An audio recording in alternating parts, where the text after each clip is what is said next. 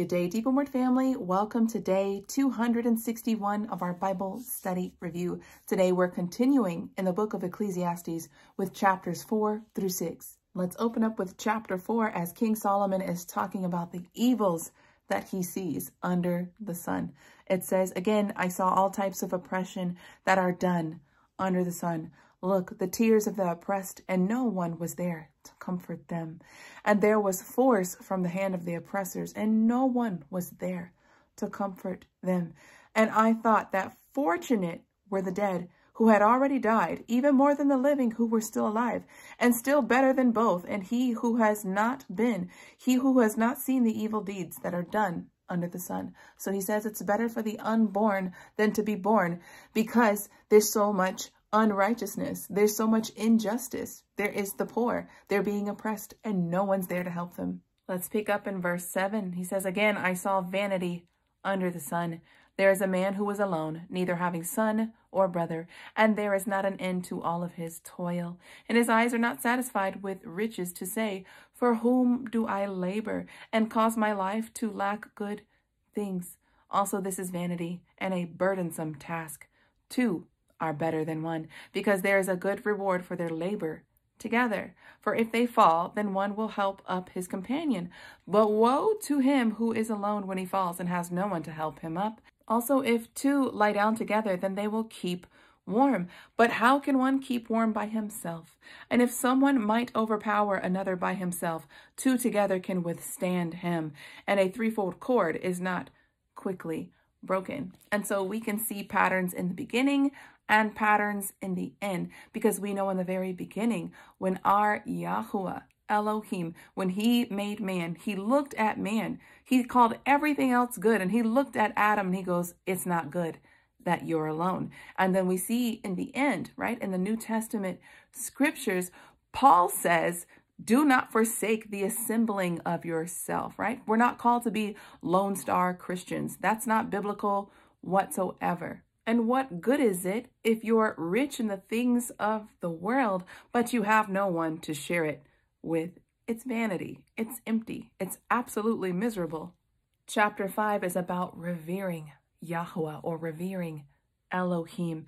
And so he says, guard your steps when you enter the house of Elohim, and draw near to listen rather than to offer sacrifices of fools, for they do not know that they are doing evil. So he says, look, revere him. When you walk into his house, the first thing you should do is listen. Listen for his instructions. Then if you're going to bring a sacrifice, then you know that you can bring an accurate one. But if you're not listening to his instructions and you bring a sacrifice, it means nothing to him.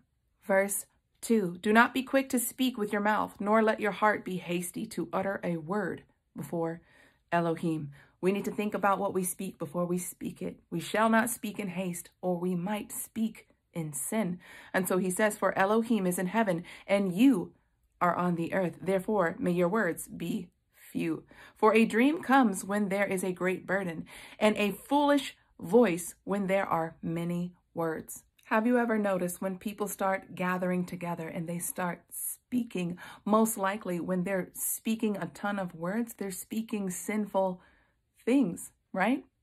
Observe it. Please do. When you go to work, see what people are talking about and see if it's worth being spoken.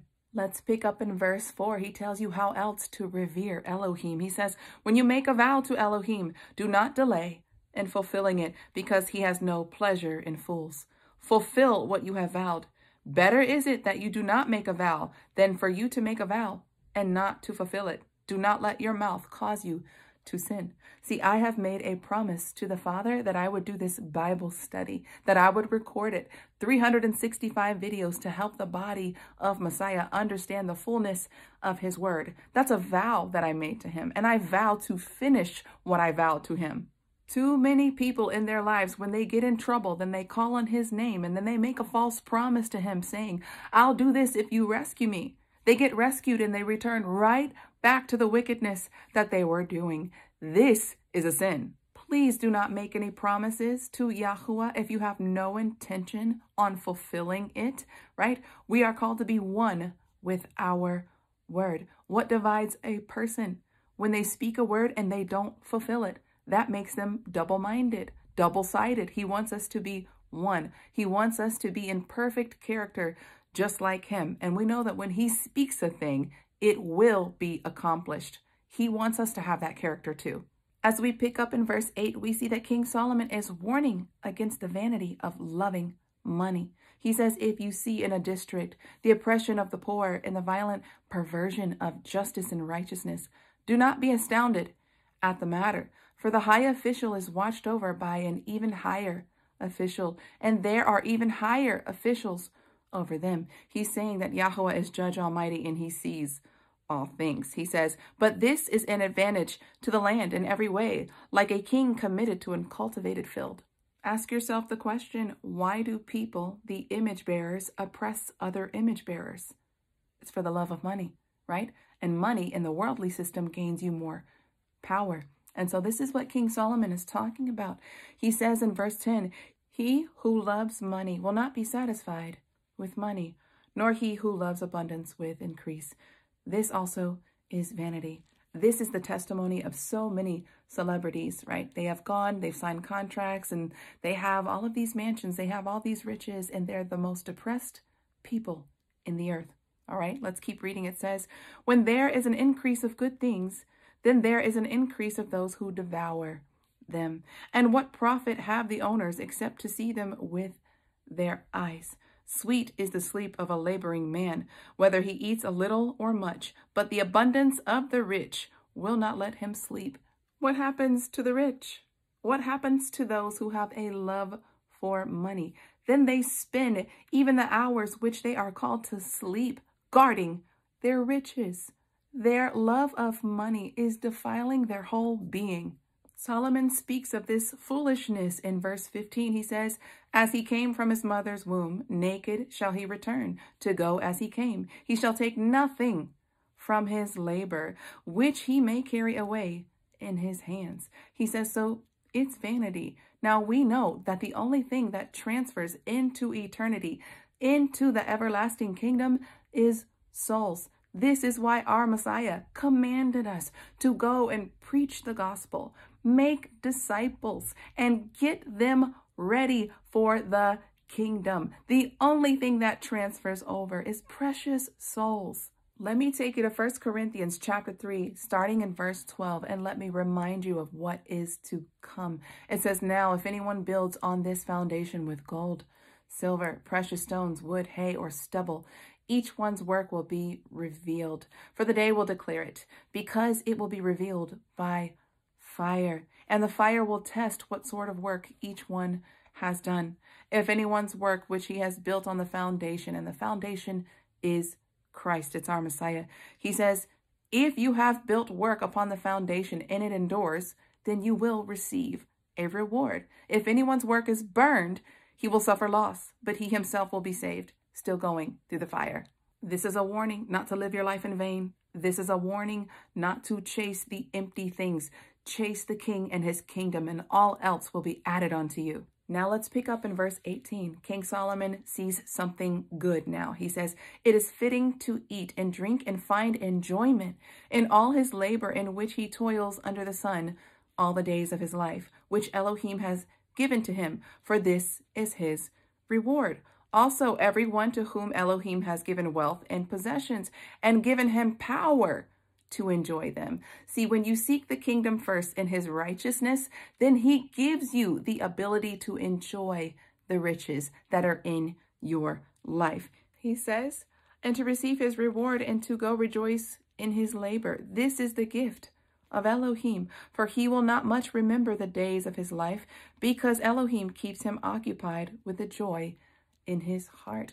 So if you have true joy, it's the joy of Yahuwah. And so he puts the purposes and plans in your heart that he has for you. And when you diligently work those things out, you will enjoy it in the here and now. And now in chapter 6, he gives you the contrary. He says, there is an evil that I have seen under the sun, and it lies heavy on mankind, a man to whom Elohim gives wealth, possessions, and honor, so that there is no want in his life from among anything that he desires. Yet Elohim does not give him ability to eat from them, because another man eats and enjoys from his possession. This is vanity and a tormenting injustice. Now, have you seen people who have a great job? They make a lot of money, but they always work. They never have the ability to enjoy the fruit of their labor. And most people think that they're in a good predicament. They're rich, but they're rich to not enjoy any of it. That is truly a tormenting injustice. And closing chapter 6 with verse 12, for who knows what is good for man while he lives the few days of his vain life, which pass like a shadow? For who can tell men what will be after them under the sun? Well, there's only one, right? Our Messiah came and he told us what happens to us after we live this life under the sun. For the righteous ones, we are transformed in the moment, in the twinkling of an eye. We get to rule and reign with Christ for 1,000 years. And then after that, New Jerusalem comes down and we walk into the 8th day, eternity. We will live a blissful existence forever. If Solomon only knew the fullness, then maybe he never would have fell away from his faith. I do believe that he repented, but I don't think he would have made those same mistakes if he knew what was to come. So you and I are fully aware what is to come. Hopefully that is by the time you're done reading this Bible within this Bible study, you will know for sure what your future is, what your inheritance is. It's eternity with the King of Kings and the Lord of Lords, with the maker of your soul. You are sealed by the blood of Yeshua HaMashiach, the Messiah, to hold you for the time of those better promises. Hallelujah. Deep in Word family, that's all that I have for you today. Until tomorrow, Yah bless.